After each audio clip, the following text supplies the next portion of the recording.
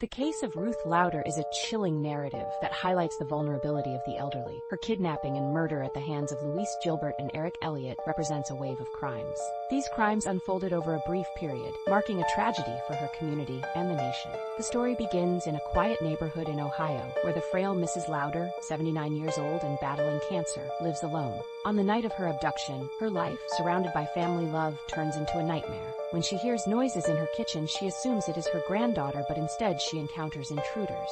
These intruders strip away her security and ultimately her life. Sheriff Walter Wilson and local authorities play a crucial role in the search for Lauder. The community rallies to help, forming a command center. They aim to locate her before her critical condition worsens. However, the initial search yields no results. A witness mentions seeing Lauder's car with a young man behind the wheel, marking the beginning of a lead. This lead will escalate into a larger tragedy. Shortly after, other incidents emerge, including the disappearance of a 16-year-old boy, Eric Elliott, in the same county where Lauder went missing. This raises alarms among authorities, who begin to wonder if there is a connection. The activation of the National Crime Information Center, NCIC, to track both cases highlights the magnitude of the problem. It suggests it could involve a serial criminal. The situation takes a tragic turn when in Missouri, Lauder's stolen car is discovered on a farm. The absence of her body in the trunk suggests she could be dead. Simultaneously, authorities find the bodies of an elderly couple murdered under similar circumstances to Lauder's. The police begin to realize that there may be a pattern of violence extending beyond Ohio. Louise Gilbert and Eric Elliott are not only suspects in Ruth's disappearance, but also in a double homicide. Officials work against the clock to gather evidence and apprehend the youths before they strike again. The search intensifies with the FBI's assistance, fearing that more innocents are at risk. The pattern of the criminals' chosen victims, elderly, defenseless individuals, reveals a horrifying trend. The lack of humanity demonstrated in their crimes is shocking, highlighting their ease in targeting vulnerable people. As the investigation progresses and a profile of the suspects emerges, it becomes clear capturing Gilbert and Elliott is necessary to halt their killing spree. The eventual arrest of these suspects in New Mexico concludes a multi-state pursuit. During interrogation, Gilbert begins to reveal details about his crime. His chilling account of how they approached, abducted, and murdered Lauder emphasizes the premeditated nature of their actions. The unsettling belief that they could dispose of lives so callously casts a shadow over human nature. The lack of closure for Lauder's family echoes the system's failure to protect its most vulnerable citizens. Gilbert's confession, which includes tying up his victim and shooting her, starkly illustrates the total dehumanization of Lauder. Authorities and the community grapple with the painful reality of losing Ruth Lauder. She was well known and beloved. Ultimately, the account of Ruth Lauder and the murders committed by Gilbert and Elliott serves as a stark reminder of life's fragility. It highlights the urgent need to protect the vulnerable. The actions of these young men left scars not only on their victims, but reverberated throughout society. This reminds us of the importance of empathy and safeguarding our elders. It is crucial when sharing these stories to foster a collective awareness that promotes safety and well-being for all. Don't forget to subscribe and like the video to continue sharing more stories and analyses. A story of abduction and resilience. In spring 1998, Howard County, Indiana was struck by a horrifying crime when 21-year-old Anita Waldrich disappeared from her home. A day that began normally turned into a desperate search for a young woman whose abduction would shake the community. Anita was scheduled to have lunch with her grandparents and then work the afternoon shift at a shipping company. However, when her boyfriend arrived, he found her car missing and the house in disarray, with bloody stains in the kitchen. Panic set in, leading her mother to call 911.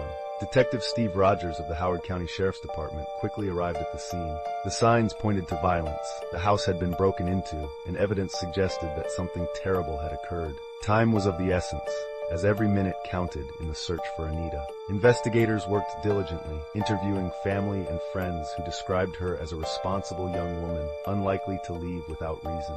As the investigation progressed, attention turned to Victor Steele, a man with a troubling past. Steele had a criminal record for sexual offenses and a previous kidnapping charge. Investigators learned he had recently moved to Wisconsin, raising concerns that he might be involved in Anita's abduction. The urgency to find any leads intensified as detectives retraced Anita's last known movements. Focusing on surveillance and community outreach, days turned into a week, and despite extensive searches and community support, hope began to dwindle. Yet, Detective Rogers and his team continued to believe that Anita was still alive. They monitored Steele's known locations and placed him under surveillance, hoping to gather evidence or leads on Anita's whereabouts.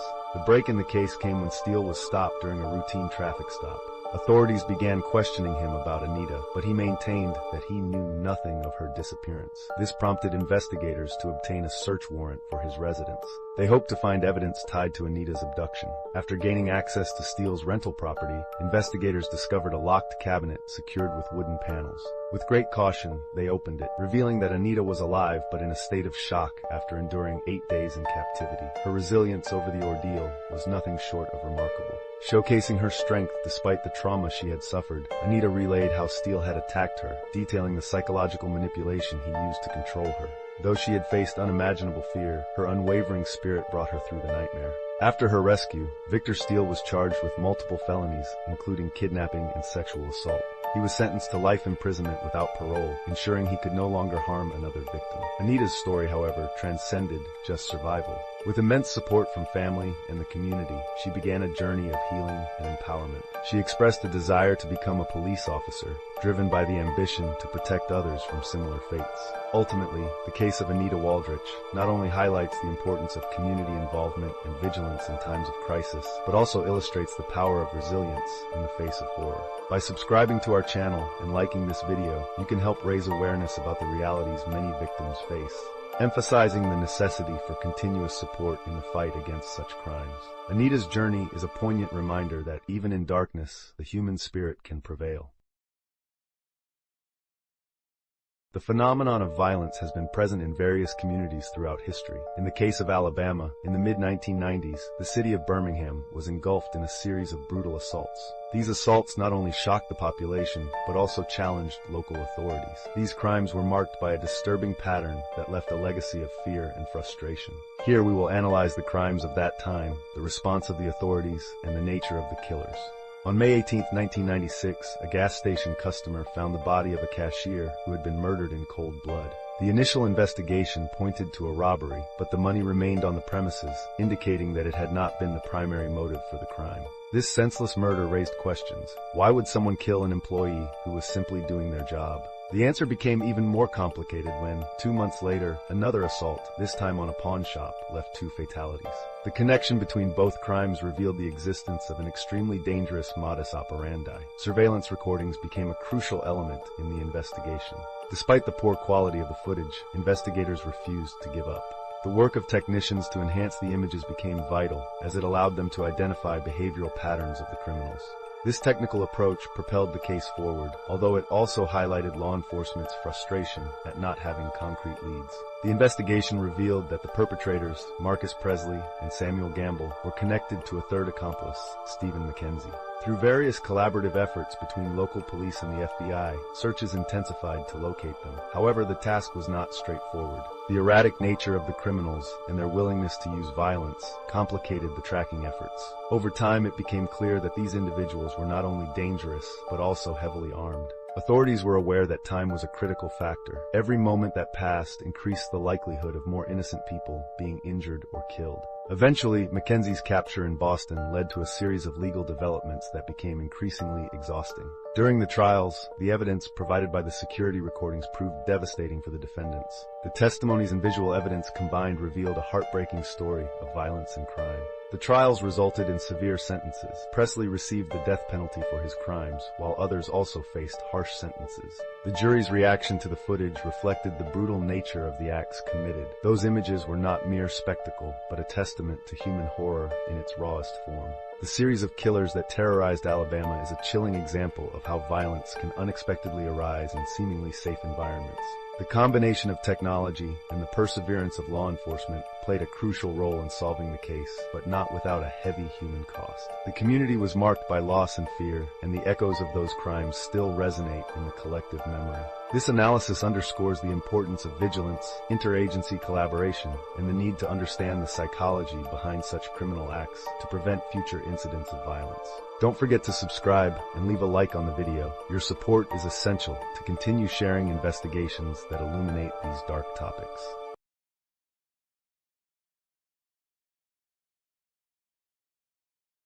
The phenomenon of armored vehicle robberies has always been a fascinating topic.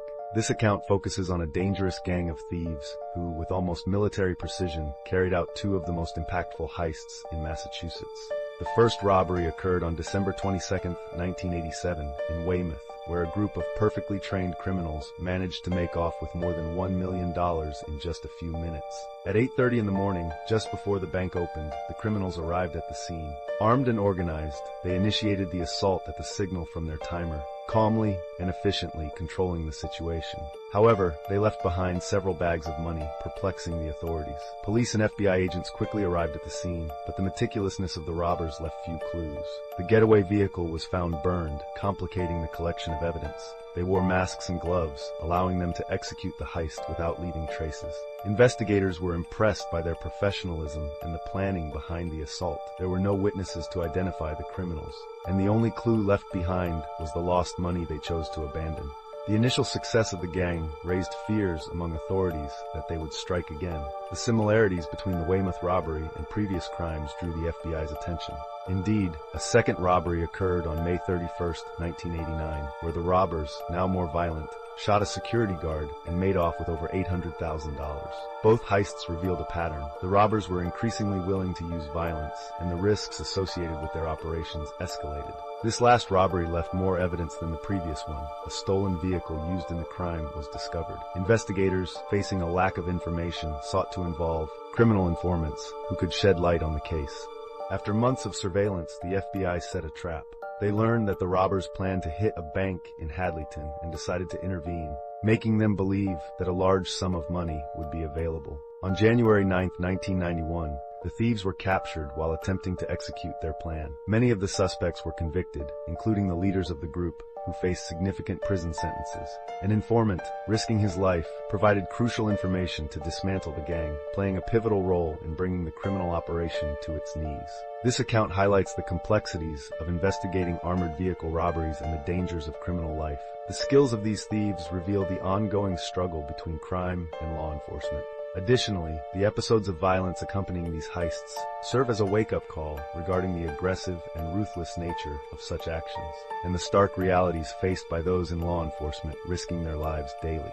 In the end, although the thieves were caught, the cost of their criminal lifestyle was high. The story of these heists is a reminder of the impact of criminal decisions and the relentless effort of law enforcement to restore justice. The lives affected by violence and crime were countless, and the aftermath left emotional scars. For those who wish to continue exploring this fascinating world of crime and police work, don't forget to subscribe and like the video to receive more similar content. The intrigue of these types of crimes continues to capture many people's attention, revealing not only the thrill of the chase, but also the moral dilemmas faced by society. In context of Florida in the late 1980s, cocaine imports had begun to reach alarming levels, turning some regions into scenes of violence, intimidation, and death, all orchestrated by an unyielding drug dealer. This dealer did not hesitate to challenge the law. Desperate for a solution, law enforcement turned to the FBI, marking the beginning of an investigation that would become a puzzle of clues and buried secrets. On July 18, 1987, in a quiet coastal town, a celebration turned into tragedy when gunshots shattered the night and a man was found dead. The clues pointed to Jeff Saganek, a significant figure in the local drug trade. Tension mounted as his girlfriend suggested to the authorities that her partner had incurred dangerous debts with the trafficker, known for his brutality. Detectives began reaching out to figures from the music scene. Locals confirmed the dark rumors about Jeff. With a mix of contradictory testimonies and suspicions, they started to piece together a portrait of his dangerous criminal network, although concrete evidence remained elusive. Despite the changing tides, the story grew grim. A year later, more lives would be lost in the dark game of drug trafficking. In the summer of 1988, a witness who had stayed in the shadows revealed shocking details. This witness pointed to Jeff's ex-boyfriend as the killer, but the shadows were fearful, and the truth was evasive. Multiple deaths piled up as the struggle for justice intertwined with the violence of the drug trade world. The course of the investigation turned dramatic with the discovery of bodies and increasingly disturbing clues. In an attempt to connect the dots, the homicide detective formed alliances with narcotics and the DEA. As the tide of evidence became insurmountable, Stephen Franken, a key witness, also mysteriously met his end in a series of events resonating with the fatality of old debts and unmet agreements. With the task of capturing the elusive drug dealer becoming ever more urgent, the FBI and DEA intensified their efforts. A series of undercover operations revealed a criminal machine operating from a local pizzeria. The clues pointed toward a dark secret, but there was no magic that could unravel the veil of silence surrounding Jeff. The tense pursuit reached a boiling point with a series of explosions. These explosions sent a message of war, not only to his competitors, but also to the authorities attempting to dismantle his empire. On the night of March 16, 1990, the DEA building was targeted in an unprecedented bombing.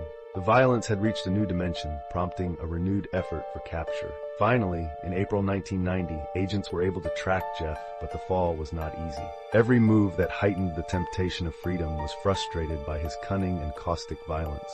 However, after months of sleepless nights and intelligent tactics, the focus on him became unrelenting. Ultimately, after what seemed like an endless pursuit, Jeff Matthews was arrested. But his capture was only the beginning of an even more unsettling display in a trial that revealed the magnitude of his tyranny.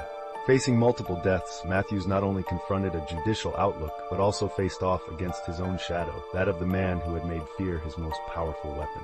Upon being sentenced to 100 years in prison, freedom would become nothing more than a vestige of a past filled with terror. Jeffrey Matthews went to prison, a place where the echoes of his crimes would resonate forever. This left his victims and a community marked by the trauma of his actions. The cycle of violence had been halted, albeit only in appearance. After this chilling account of events, we invite you to subscribe and give us your like. Encourage them to explore more about this dark chapter in history. The Malaysia Airlines flight MH370 is one of the most intriguing and perplexing mysteries of modern aviation, an enigma that captured global attention from the moment it vanished on March 8, 2014. With 239 people on board, this Boeing 777 took off from Kuala Lumpur, Malaysia, bound for Beijing, China, but never reached its destination. From that point, the narrative thickens into a whirlwind of speculation, theories, and failed searches that continue to this day. Shortly after takeoff, air traffic controllers lost contact with the plane. The aircraft had been flying normally, but at 1:21 a.m., the last message from the cockpit indicated that the flight was proceeding well. At that moment, it was believed that the plane would follow its course and land in Beijing. However, at 1:30 a.m., Malaysian radar lost track of MH370 as the plane mysteriously changed direction. With no alert or emergency signal, the disappearance was total. The first major twist in the mystery came when it was revealed that the plane had changed course, flying west instead of continuing on its initial route. Investigators discovered that the aircraft's communication system had been turned off in the last hours of the flight, and by examining satellite data, it was determined that MH370 had headed toward the Indian Ocean. This triggered a vast search and rescue operation in one of the most remote areas of the ocean. For weeks, authorities deployed significant resources in a search, covering thousands of square kilometers of ocean, using boats, submarines, and planes to try to locate the aircraft or any trace of it. Despite these monumental efforts, the initial search yielded no success. These early disappointments plunged the community into a state of anxiety and confusion as the families of the passengers awaited answers that never arrived. As the investigation progressed, a multitude of theories emerged, some more plausible than others. From terrorism conspiracies to assumptions about hijackers, the possibilities seemed endless. At the same time, the possibility that the pilot, Zahari Ahmad Shah, may have taken control of the aircraft for an intentional act of suicide was explored. Aviation experts began speculating about the idea of a ghost flight in which the plane would continue flying without any intervention until running out of fuel. Finally, after years of investigations and searches, some fragments of the aircraft were discovered on Réunion Island and other locations along the coasts of the Indian Ocean. This suggested that indeed MH370 had sunk in those waters. However, despite the physical findings, neither the black box nor the passengers' bodies have been recovered, making answers about the cause of the disappearance elusive. The tragedy of flight MH370 has transformed into a symbol of the mystery and uncertainty that surround aviation. The lack of clear answers has profoundly impacted the families of the victims, who have since fought for the truth behind the disappearance of their loved ones. Today, the search for MH370 is considered one of the largest unresolved adventures in the world, a case that remains the subject of study and speculation worldwide. Flight MH370 has left its mark on history, not only as a reminder of the fragility of life, but also of the need to improve safety and communication in aviation. Meanwhile, the ocean keeps the secrets of its fate, fueling the mystery that will continue to intrigue future generations. What really happened that fateful night? As the story of MH370 unfolds, the desire to find answers, to heal, and to close the chapter becomes a constant struggle for those still hoping to know the truth. Subscribe and leave us your like to continue exploring more mysteries like that of Flight MH370.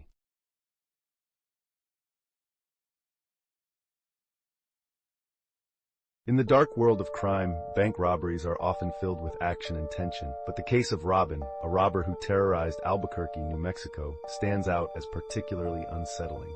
It all began on December 29, 1998, when a typical day at a local bank turned into the scene of a violent heist. Robin, an ordinary-looking man, approached the teller with a gun, demanding cash.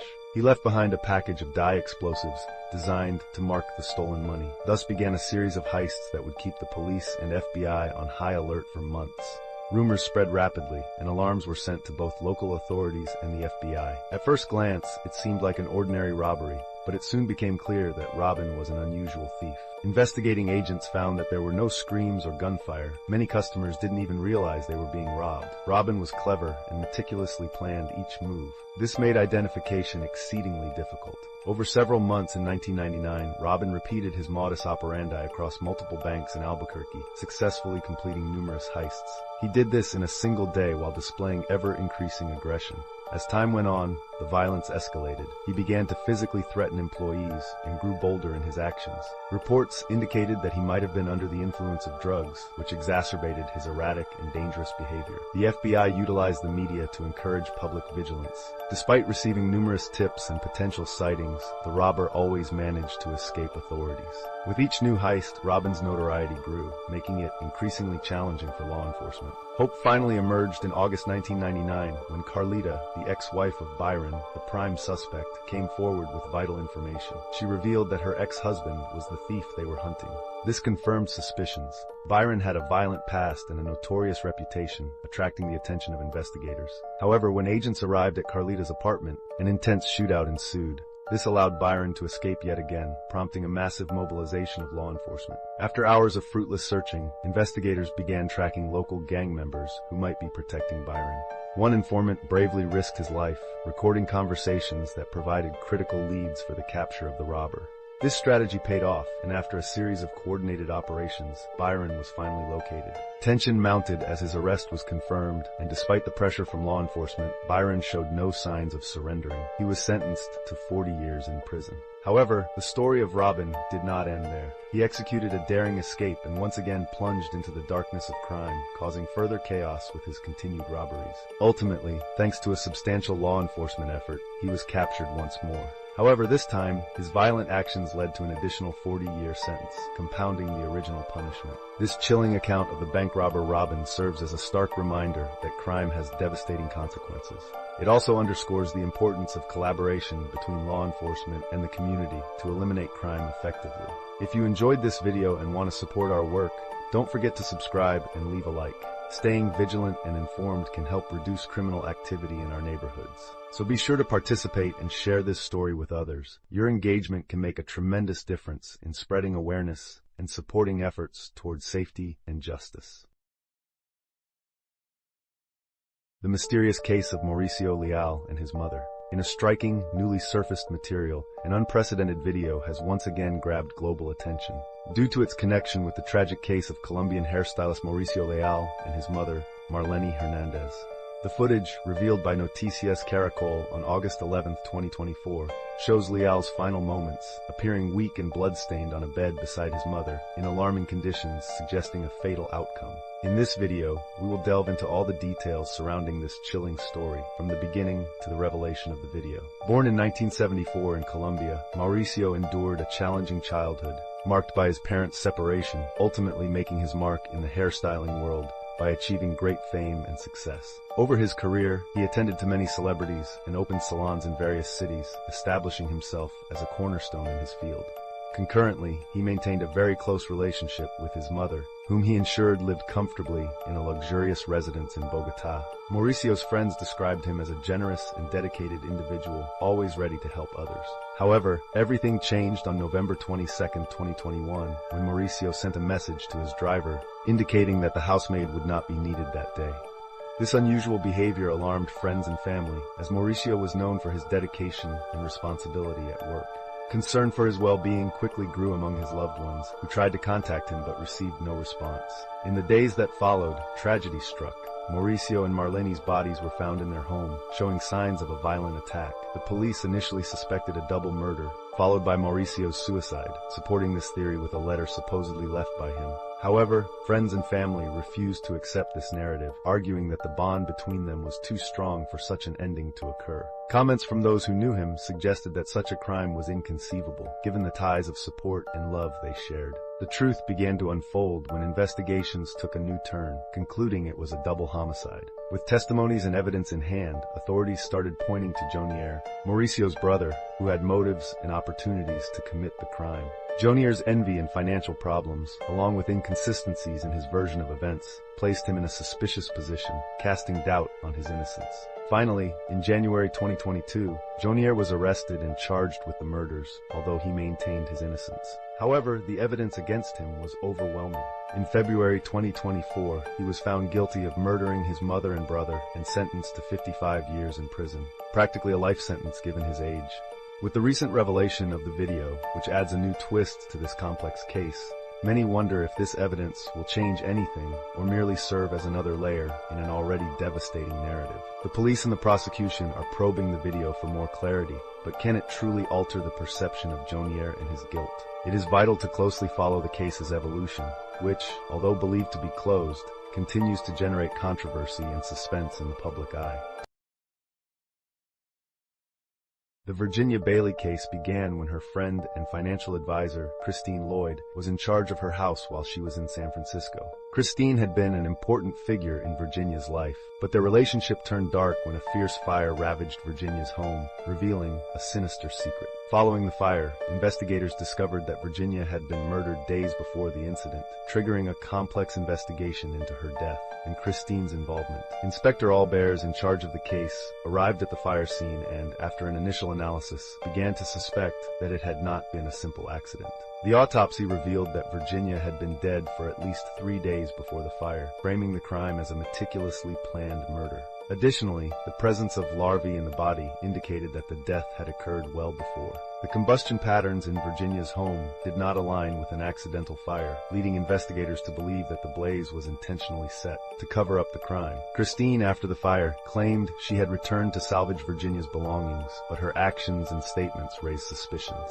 During the investigation, irregularities were discovered in the rental unit of Virginia's home, including an unusually maintained refrigerator, and the disconnection of the smoke detector, which pointed to a possible attempt to stage the crime scene. Inspector Bears and his team decided to dig deeper into Christine's background, as she was the only person with access to the house and the apparent sole beneficiary of Virginia's finances.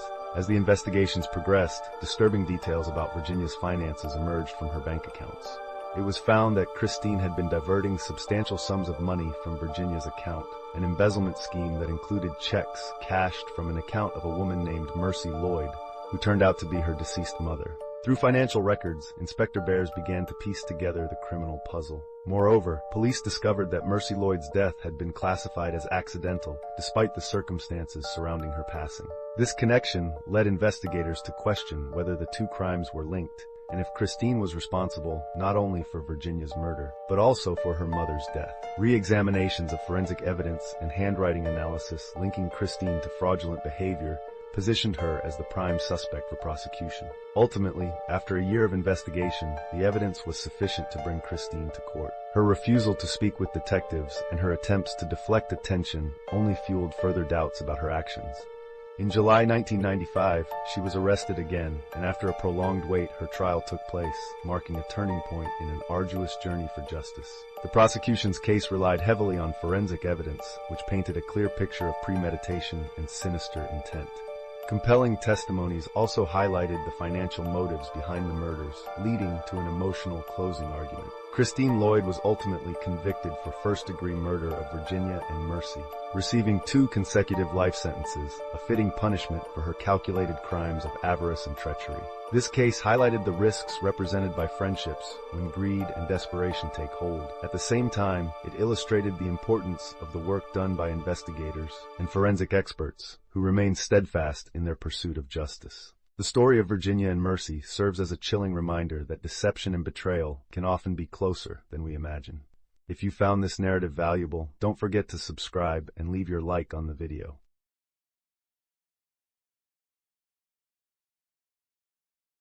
What began as a quiet September afternoon in 1984 turned into a tragedy that shook the peace of a tranquil neighborhood in Tucson, Arizona. Vicki Lynn Hoskinson, an 8-year-old girl, had set out with the innocent task of sending a birthday card to her aunt. Few could have anticipated the events that would follow, leaving an indelible mark on the community and its justice systems. At 3 p.m., Vicki rode off on her pink bike, excited about her first responsibility alone. However, when her sister Stephanie returned home earlier than expected, Vicki had not yet come back. Alarm bells went off when Stephanie found Vicki's abandoned bicycle on the side of the road. The bike was her prized possession, and leaving it behind made no sense, generating a wave of concern among her family and neighbors. The neighborhood soon transformed into the epicenter of an intense search. Local authorities and the FBI quickly became involved, aware that time was crucial in cases of missing children. Neighborhood witnesses reported seeing a dark car, a black Monte Carlo with California plates, lingering in the area. Additionally, a small child claimed to have seen a big girl get out of a car after it hit Vicki's bike, taking the girl away with her. The investigations led to Frank Jarvis Atwood, a man with a troubling criminal history, including child molestation. The car he was driving matched the descriptions provided by witnesses, and forensic evidence revealed that the paint from Vicki's bike was found on its bumper. Despite the circumstantial evidence, a crucial element was missing: Vicki's body. 3 weeks later, authorities arrested Atwood on charges of kidnapping. The community, outraged by the disappearance of one of its young members, united in protests demanding justice and stricter laws against sex offenders. Meanwhile, investigators continued searching for Vicki's body, aware that finding it was key to securing a murder conviction. Finally, in April 1985, a woman walking her dog in the desert found small human remains. Analysis confirmed they belonged to Vicki. The discovery allowed prosecutors to bring murder charges against Atwood. 2 years later, in a trial that captured national attention, Atwood was found guilty and sentenced to death. Vicki Hoskinson's shocking case led to legislative changes in Arizona and served as a catalyst for activism in favor of child protection. Her mother, devastated yet determined, channeled her grief into positive change, ensuring that Vicki's memory would be a beacon for social improvement. This tragic crime not only highlighted communities' vulnerabilities to child abuse, but also demonstrated the power of a united community in seeking justice. Despite the time that has passed, the smell of the air in September and the sound of helicopters that participated in the search remain vivid memories for those who experienced those days. Her legacy is a more vigilant community and stricter laws, reminding us all of the importance of protecting the most vulnerable among us. If this story moved you, consider subscribing and leaving your like to support us in spreading this type of content. The case of Carly Grett immerses us in a complex scenario where mental health, family dynamics, and juvenile criminal justice intersect. In March 2024, at the age of 14, Carly was accused of a shocking crime. She murdered her mother, Ashley Smeel, and shot her stepfather, Hit Smeel. These events sparked a profound discussion on how our society handles such situations, especially when minors are involved.